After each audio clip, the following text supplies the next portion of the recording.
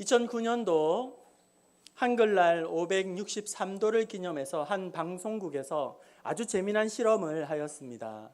우리가 사용하는 이 말, 언어, 그러니까 보이지도 않죠, 만져지지도 않지요. 쉴 새 없이 하고 있는 이 말이 얼마나 영향력이 있고 힘이 센지를 실험을 해보았어요. 그래서 먼저 갓 지은 밥을 두 병에다가 이렇게 담아가지고 병 하나에는 고맙습니다 이렇게 붙이고 하나는 짜증나 이렇게 붙여가지고 아나운서들에게 이게 두 개씩 나눠줬어요. 그리고 4주 동안 이제 고맙습니다라는 병에는 좋은 말만 계속 해주는 거예요. 밥에게. 그리고 짜증나 나쁜 말만 계속 해주는 거예요. 변화를 관찰하는 거예요. 4주 만에 이 고맙습니다 병 안에 있는 갓 지은 밥이 어떻게 변화됐는지, 짜증나 나쁜 말을 들었던 이 밥이 어떻게 됐는지를 이렇게 비교하는 실험이에요. 어떻게 되었을까요? 똑같은 단어만 바꿨을 뿐인데 완전히 모양이, 냄새가 다른 것으로 바뀌어지는 것을 보면서 그 다음에 이렇게 마무리 지었습니다. 이게 중요합니다. 만약에 이 밥풀이 사람이었다면 어떻게 되었을까? 이 밥풀이 내 가족이라면, 내 친구라면, 또 내 직장 동료라면 어떻게 되었을까? 이렇게 이야기를 했어요. 이렇게 우리의 말이 엄청난 힘이 있고 영향력이 있고 혹은 강력한 메시지가 있다는 사실에 대해서 많은 비슷한 실험이 있어요. 고구마 순으로 실험을 한다든지, 양파로 실험을 한다든지, 물을 얼려서 결정체로 실험을 한다든지, 아니면 우리가 언어가 어떻게 우리의 행동을 지배하는지, 우리의 삶을 지배하는지 다양한 실험이 있어요. 여러분들이 한번 찾아보면 아주 재미있고 흥미로운 그런 실험일 것입니다. 우리의 옆에 있는, 주위에 있는 사람들에게 우리는 그렇다면 어떤 말을 많이 해줘야 할까요? 어떤 말을 많이 해줘야 할까요? 네, 우리 그런 의미에서 옆 사람을 한번 축복하겠습니다. 우리 옆에 있는 분들에게 사랑합니다, 축복합니다 이렇게 이야기해 봅시다. 사랑합니다. 네. 우리 한 번 더 우리 옆에 있는 분에게 인사하겠습니다. 제 옆에 앉아주셔서 고맙습니다. 제 옆에 앉아주셔서 감사합니다. 고맙습니다. 네, 말 한마디로 우리가 훨씬 더 밝아지고 또 긍정적인 에너지가 나오는 것 같아요. 여러분, 우리가 구원을 받았습니다. 구원 받음에 대해서 우리는 이 구원을 칭의와 성화로 구분할 수 있습니다. 칭의는 구원받았다 하는 선포이고, 또 성화는 이제 구원받은 이후에 우리의 거룩한 삶, 우리 주님을 닮아가는 삶, 변화되고 성장하는 삶, 다듬어진 삶, 그것을 바로 성화라고 합니다. 칭의는 구원을 받았다는 어떤 단회적인 선언이고, 그 다음에 성화는 계속적이고 반복적인 과정을 의미하는 것입니다. 그래서 빌립보서 2장 12절에 보면 이런 말씀이 나옵니다. 항상 복종하여 두렵고 떨림으로 너희 구원을 이루라 이렇게 돼 있어요. 구원을 받았다가 아니라 구원을 이루어라 이렇게 말씀하고 있습니다. 진행형으로 말씀을 하고 있어요. 다른 성경에 보면 여러분 자신의 구원을 위하여 힘쓰십시오. 여러분 자신의 구원을 이루어 가십시오. 여러분의 구원을 계속 추구해 가십시오. 이렇게 이야기를 한다는 거예요. 그러니까 우리가 하나님의 자녀가 되어서 구원받았어요. 죄와 사망의 심판의 권세에서 이젠 자유함이 되었어요. 구원을 받았다는 그것으로 우리가 끝나버린 것이 아니라, 완료된 것이 아니라, 이제 구원받은 이후에 우리에게 너무나도 중요한 주어진 과제가 있는데, 구원받은 이후에 이제는 걸맞는 그리스도인으로 성장해야 한다, 변화되어야 한다, 성숙해 가야 한다, 온전하게 주님을 닮아가야 한다. 이것이 우리에게 필요하다는 거예요. 오늘날 교회와 그리스도인들이 세상의 어떤 비난과 공격과 혐오의 대상이 되고 있습니다. 왜냐하면 구원을 받았느냐 못 받았느냐를 지적하는 것이 아니라 구원받은 자로 걸맞는 삶에 우리가 실패했기 때문에, 그러니까 칭의에 실패한 것이 아니라 성화에 실패하였으므로 말미암아 오늘 그리스도인은, 교회는 이렇게 맹비난을, 손가락질을 세상으로부터 받고 있는 것이죠. 구원의 실패가 아니라 성화의 실패로 말미암아. 그런 점에서 오늘 야고보서는 계속 우리가 살펴보고 있는 야고보서가 그 강조점이 어디에 있는가? 여러분 야고보서가 기록되어 있는 기록의 목적은 구원의 원색적인 구원의 복음을 말씀하고 있는 것이 아니라 이제 구원받은 이후에 성화의 삶을 강조하고 있는 거예요. 그러니까 예수를 믿되 어설프게 예수 믿지 말고 어정쩡하게 예수 믿지 말고 예수를 믿고 제대로 믿고 예수를 믿고 똑똑하게 믿고 예수를 믿고 확실하게 믿어라, 야무지게 믿어라, 잘 믿어라. 이것을 야고보서는 계속 우리에게 강조를 하고 있다는 것이죠. 그랬을 때에 이처럼 우리가 구원을 받았다면 구원 이후에 변화되고 성화되고 성숙해하는 삶이 이제는 필요에 따라 해도 되고 안 해도 되는 그런 선택의 사항이 아니라 반드시 그렇게 우리가 자라가야 한다면, 우리가 그렇게 성장하고 성숙하는 것에 관심사를 가지고 있다면 야고보서는 이렇게 말합니다. 그렇다면 누가 과연 이제 성숙한 그리스도인인가, 아니면 자라지 않는 미숙한 자기밖에 모르는 애기 그리스도인인가 라고 말을 하면서 여러 가지 어떤 기준, 관점을 제시하고 있어요.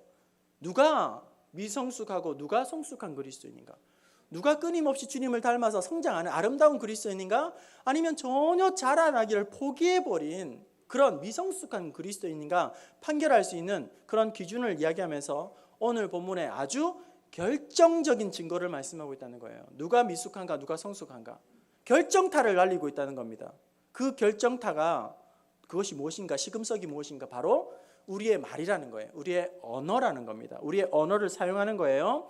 저는 지난주에 구화지문, 구복지문, 우리의 입이 문이 되는데 화가 들어오는 문이 될 수도 있고 복이 들어오는 문이 될 수도 있는데, 지난주에 우리의 입이 화가 되는, 재앙을 불러오르는 그 증거 세 가지를 함께 살펴보았습니다. 구화지문, 우리의 입이 초래할 수 있는 재앙 세 가지, 여러분 기억하세요? 지난주에 말씀 세 가지. 첫 번째는 다 태워버리는 우리의 이 말이 불이 될 수 있다. 모든 우리의 몸과, 혀는 비록 작지만 우리의 몸 전체와 그리고 우리의 모든 인격과 우리의 됨됨이와 우리의 삶을 다 불타는 수레로 만들어서 지옥불이 되게 만드는, 다 태우는 우리의 말이 잘못 쓰면 불이 될 수 있다. 이렇게 말씀해요. 두 번째는 뭐죠? 길들여지지 않는 야생 짐승이 될 수 있다. 야생 짐승이 여기에서 돌아다니게 되면 완전히 초토화가 될 거예요. 코끼리, 사자, 곰, 막 길들여지지 않는 동물들이 여기를 다닌다면 완전히 쑥대밭이 되고 초토화될 거예요. 우리의 말이 이와 같아서 우리의 잘못된 말을 통해서 완전히 야생 짐승을 풀어놓은 것처럼 우리의 삶이 초토화시키는 것이 말이 될 수 있다. 두 번째. 세 번째는 구화지문 세 번째는 뭐예요? 독이 된다. 그래서 우리가 무시로 그냥 정제되지 않는 말을 통해서 하는 이것들이 어떤 사람에게는 독침이 되고 독화살이 되어서 소리 소문 없이 그냥 온몸을 마비시키고 또 병들게 만들고 죽이게 만드는 그런 독화살, 독이 된다고 그렇게 말씀을 드렸습니다. 세 가지 여러분 다시 한번 복습을 해봤는데, 불이 되고 야생 짐승이 되고 독이 되고 맹독이 되고, 이 세 가지를 말씀을 통해서 우리가 살펴봤는데, 이 구화지문을 이야기하면서 야고보는 아주 간단하게 쉽게 딱딱 떨어지는 정의를 합니다. 그에 반해서 이제 살펴보게 될 구복지문, 우리의 입을 통해서 복이 들어오게 되는 이 세 가지는 다소 복잡하고 어렵고 딱딱 떨어지지 않는 말씀으로 우리에게 이야기를 해주고 있다는 거예요. 참 이게 여러분, 저는 참 놀라웠다. 말씀을 연구하면서 구화지문은 너무나도 간단해요. 너무 쉬워요. 그렇게 되기도 쉽고 그렇게 하기도 쉽고, 그리고 그것이 딱딱 떨어집니다. 그런데 좋은 거, 구복지문은 이게 어려워요. 복잡합니다. 딱딱 떨어지지 않아요. 간결하게 떨어지지 않아요. 이걸 어떻게 우리가 이해하고 설명을 해야 할까? 마태복음 7장 13절 14절에 보면 거기에 넓은 문과 좁은 문의 말씀이 나와요. 넓은 문으로 들어가지 말고 좁은 문으로 들어가라, 이 말씀이 나와요. 우리 한번 자막 보시면서 한번 보겠습니다. 눈을 뜨시고 자막 보시면서 넓은 문과 좁은 문 한번 봅시다. 시작. 좁은 문으로 들어가라. 멸망으로 인도하는 문은 크고 그 길이 넓어 그리로 들어가는 자가 많고, 생명으로 인도하는 문은 좁고 길이 협착하여 찾는 자가, 여기도 문이 나오죠. 여러분, 문이 나오고 있어요. 두 개의 문이 나와요. 하나는 큰 문, 넓은 문, 하나는 작은 문, 좁은 문, 그리고 하나는 멸망으로 가는 문, 들어가는 문, 그리고 생명으로 들어가는 문, 하나는 많은 사람들이 거기를 찾는 문, 또 어떤 문은 아주 사람 극소수가 찾는 문. 이 문이 나와요. 이 두 개가 비교가 된다는 말이에요. 그런데 구화지문과 구복지문을 이야기할 때도 동일하다는 겁니다. 이게 무슨 말을 이야기하냐면, 여러분 기울어진 운동장 이런 얘기 들어보셨죠? 기울어진 운동장. 축구 경기를 예를 들면 여러분 운동장이 이렇게 평평해야지만 공정한 경기가 될 거 아니에요. 그런데 경기장이 한쪽으로 기울어졌어요. 이렇게 이쪽에서 이쪽으로 볼을 차야 하는 팀은 얼마나 힘이 들겠습니까? 얼마나 어렵겠습니까? 상대적으로 이쪽에서 이렇게 공격하는 팀은 얼마나 수월해요. 그냥 공이 굴러가니까 계속 내버려 두면 자연스럽게 이기게 되는 것이죠. 이게 마치 이런 거예요. 운동장이 있는데 한쪽 골대가 크기가 다른 거예요. 한쪽 골대는 전체가 다 골대예요. 그리고 한쪽 골대는 너무 골대가 작아요. 너무 작아요. 골을 넣을 수가 없는 지경이에요. 그러니까 구화지문, 우리의 입을 통해서 재앙이 들어오는 이 골대가 얼마나 큰지 아무렇게나 차도 들어간다는 거예요. 아무렇게나 말해도 이게 구화지문으로 다 들어가 버리는 거예요. 그런데 구복지문은 너무 골대가 작아요. 그래서 아주 조심하지 않으면, 집중하지 않으면, 최선을 다하지 않으면 이 골대 안으로 골을 넣을 수가 없는 거예요. 이것이 바로 오늘 이 구화지문과 구복지문의 이 차이점이라는 거예요. 이런 여러분 전체적인 어떤 배경, 지배적인 배경을 여러분 한번 이해를 하시고 오늘 말씀을 들어가 보시면 좋겠어요. 이제 구복지문, 우리의 입을 통해서 들어오는 복을 한번 생각을 해보려고 해요. 세 가지. 화는 우리가 살펴봤어요. 태우는 불이 되고 길들이지 않는 야생 짐승이 되고 죽게 만드는 독이 된다. 이렇게 세 가지를 살펴봤어요. 이제는 구복지문, 복이 되는 세 가지를 살펴볼 거예요. 그 성격을 한번 보십시오. 구복지문 세 가지. 첫 번째는 온전한 사람이 되게 해야 된다는 거예요. 우리의 아름다운 말 통해서 우리는 온전한 사람, 그렇게 우리가 성장하고 변화되고 성숙하고 주님을 닮아가기 원하는 야고보가 강조하고 있는 그 온전한 사람, 성숙한 사람이 우리의 입술을 통해서 증거가 된다. 첫 번째. 두 번째는 뭐냐면 우리 입술이 찬송하는 찬송의 도구가 된다는 거예요. 세 번째는 뭐냐면 입술의 아름다운 열매를 우리가 먹게 된다. 이게 세 번째 복이에요. 자, 하나씩 우리가 생각해 봅시다. 첫 번째로 우리가 입을 통해서 얻게 되는 아름다운 축복은 뭐냐? 온전한 사람, 성숙한 사람, 우리 주님을 닮아가는 정말 좋은 그리스도인이라는 칭찬을 받게 됩니다. 2절 말씀을 우리 읽어봅시다. 2절 한 번 더 시작. 우리가 다 실수가 많으니 말에 실수가 없는 자라면 곧 온전한 사람이라 능히 온몸도 굴레시우리라. 예, 보세요. 이 말씀을 구조를 여러분 잘 이해하셔야 돼요. 여기 앞에 나와 있죠. 우리가 다 실수가 많으니라고 되어 있습니다. 다 실수가 많다. 여기 다라는 말은 히브리어로 헬라어로 하판테스인데 너무 쉬워요. 다라는 것은 대부분의 사람들이, 그리고 예외 없이 모두 다가, 그리고 우리 모두 많은 사람들이 실수하고 이렇게 돼 있는 거예요. 그리고 다 실수가, 이 말은 헬라어로 프타이오멘이라고 하는데 실족하다, 걸려 넘어지다, 실족하게 만들다, 그리고 해치다, 이런 의미가 있어요. 그러니까 다 실수가 많으니 라고, 이 말은 우리 모두가, 우리 전부는 예외 없이 말에 실수하고 실족하고 걸려 넘어지고 다른 사람을 말로 상처 주고 해친다. 예외 없이. 이런 말이에요. 이런 말이에요. 그런데 이 말씀을 좀 쉽게 야고보가 앞에 내용을 생략하고 말에 실수가 없으면 다 온전한 사람이라 이렇게 딱 심플하게 속 시원하게 말씀을 짧게 좀 해주면 얼마나 좋겠습니까? 그런데 그렇게 시원하게 결정을 내려주는 것이 아니라 앞에 전제를 달아놓았어요. 우리가 다 실수가 많으니 이렇게 달아놨어요. 만일 실수가 없으면 온전한 사람이라 이렇게 돼 있어요. 이걸 동시에 나란하게 한 절 안에 넣어 놓으면서 그 말씀을 통해서 우리가 뭘 알 수 있냐면 이것은 기울어진 운동장의 싸움이라는 거예요. 우리의 말의 싸움은 50대 50의 싸움이 아니라 이거는 굉장히 일방적으로 불리한 싸움을 해야 한다는 겁니다. 주의하고 또 절제하고 집중하고 최선으로 우리의 말을 점검하지 않으면 우리가 쉽게 내던지는 말이 좋은 말 절반, 나쁜 말 절반 이렇게 반으로 나눠지는 것이 아니라 이것이 기울어진 운동장이기 때문에 우리의 말이 대부분이 다른 사람에게 재앙을 불러일으키는, 나를 해치는 그런 말이 될 수 있다, 그런 말이에요. 그리고 그것이 넓은 문이다, 이렇게 말씀하는 겁니다. 야고보는 지금 복지문을 이야기하면서 화와 복을 같이 이야기하고 있어요. 동시에 언급하고 있습니다. 이것은 우리가 말하는 이 말의 싸움이 2배, 3배 집중하지 않으면, 최선을 다하지 않으면 우리는 재앙을 불러일으키는 말을 서스름 없이 하게 된다 하는 것과, 이 구복지문과 구하지문과 구복지문을 나란한 한 절에다가 이야기해 놓은 것은 결국 이 둘 중에서, 이 둘 사이에서 이제는 순간순간 네가 결정해라. 이게 2가지가 있다. 말에는 너가 결정해라, 선택해라, 네가 판단해라. 이것을 우리에게 요구하고 있다는 거예요.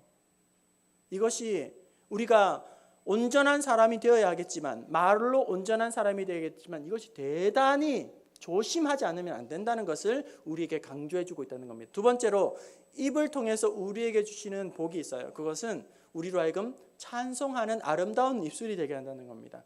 여러분, 찬송하는 입술 생각만 해도 너무 좋지 않아요?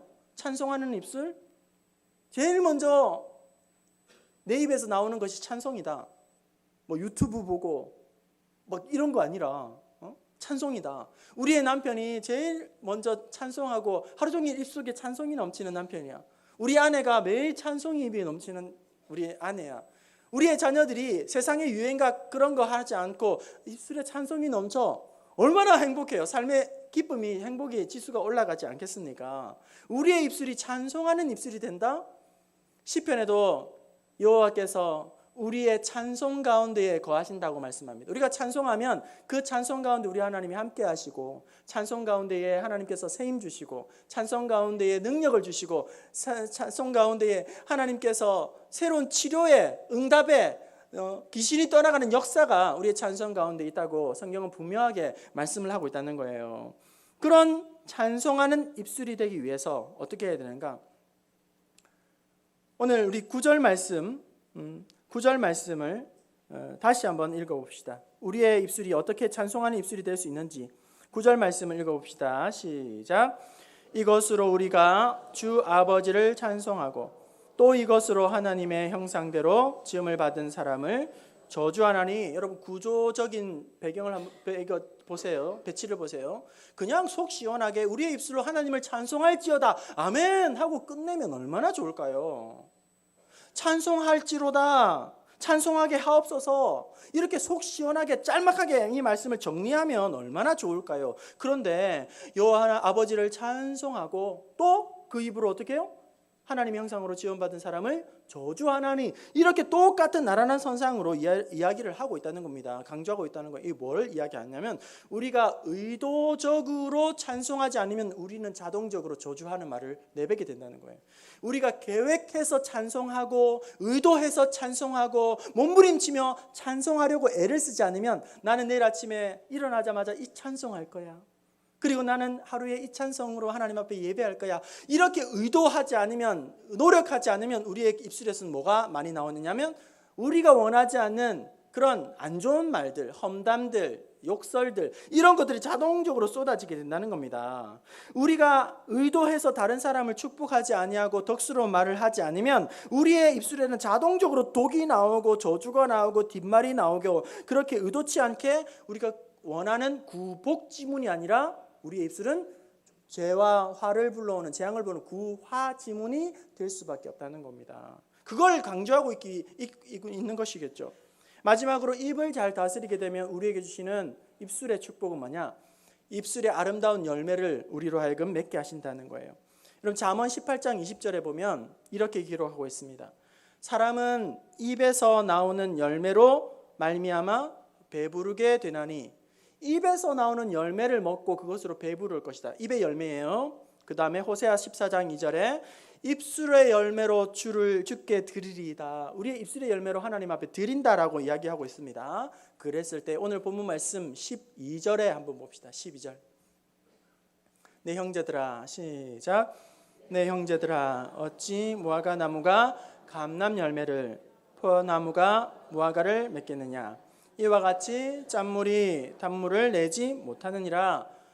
여러분, 말씀을 깔끔하게 그냥 단물을 내리로다 이렇게 끝내면 되는데, 단물과 쓴물이, 단물도 낼 수 있고 또 짠물도 낼 수 있고, 이렇게 말씀이 두 개가 겸하여서 동시에 나란하게 이것이 나오고 있다는 거예요.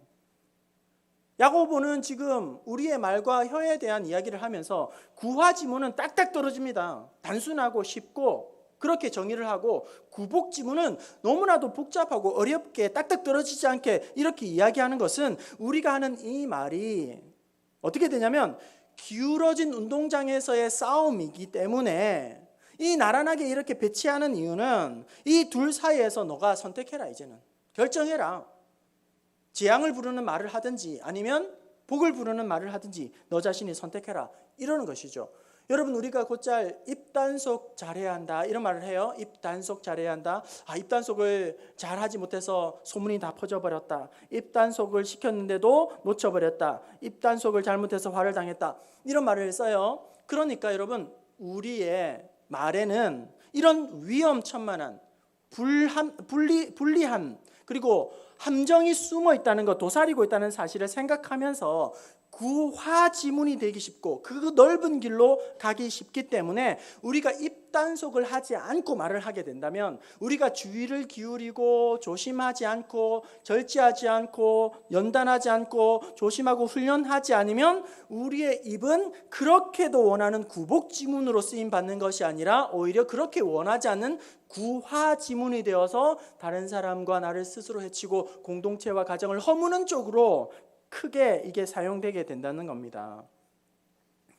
여러분, 우리가 살아가면서 오늘날 전기와 불은 없어서는 살 수 없는 그런 상황으로 우리가 되어버렸죠. 여러분, 전기가 없는, 지금 이 예배당에 전기가 없다, 불이 없다 이러면 예배 드릴 수 없어요. 추워서 앉아 있을 수도 없어요. 우리가 다닐 수가 없어요. 먹을 수도 없고 쉴 수도 없고 잘 수도 없고 어디를 아무것도 할 수 있는 게 없어요. 불과 전기는 오늘날 꼭 필요한 요소가 되었어요. 하지만 이렇게 유용한 전기와 불을 잘못 다루게 된다면, 잘못 우리가 관리하게 된다면 엄청난 재난이, 무서운 화를 우리가 당하게 될 거란 말이에요.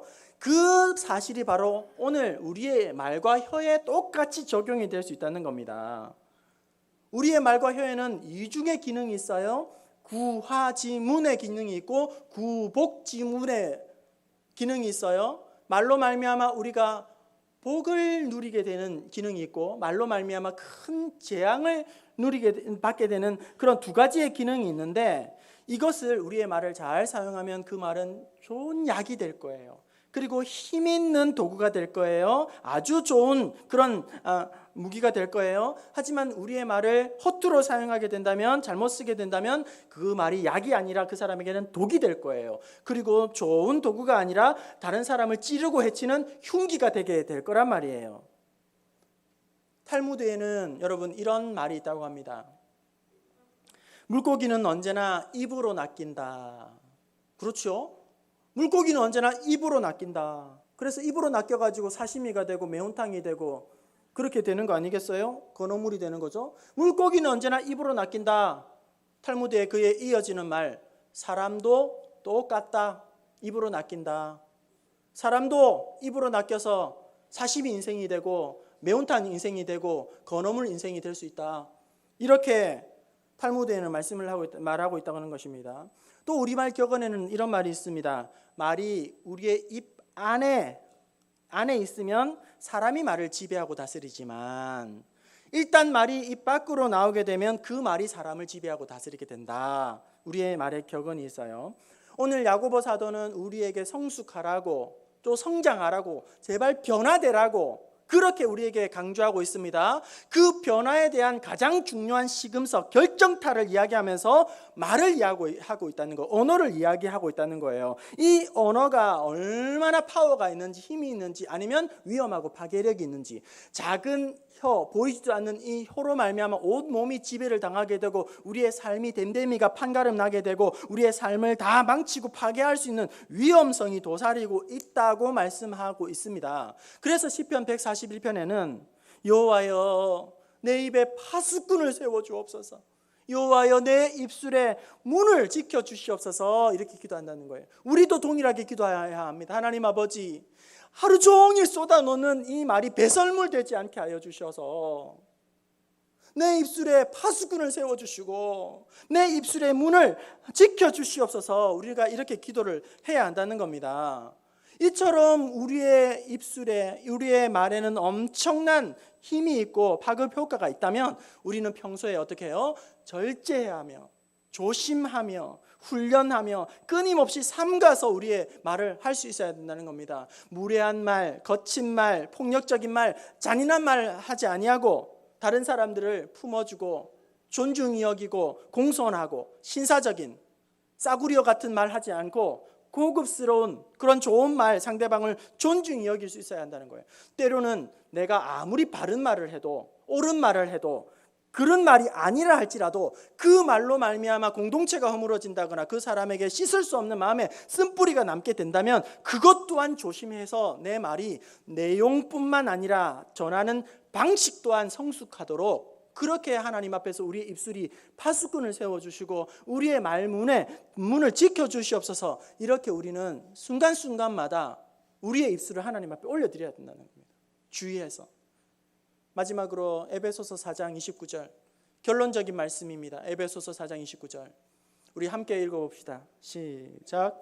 무릇 더러운 말은 너희 입 밖에도 내지 말고 오직 덕을 세우는데 소용되는 대로 선한 말을 하되 듣는 자에게 은혜를 끼치게 하라.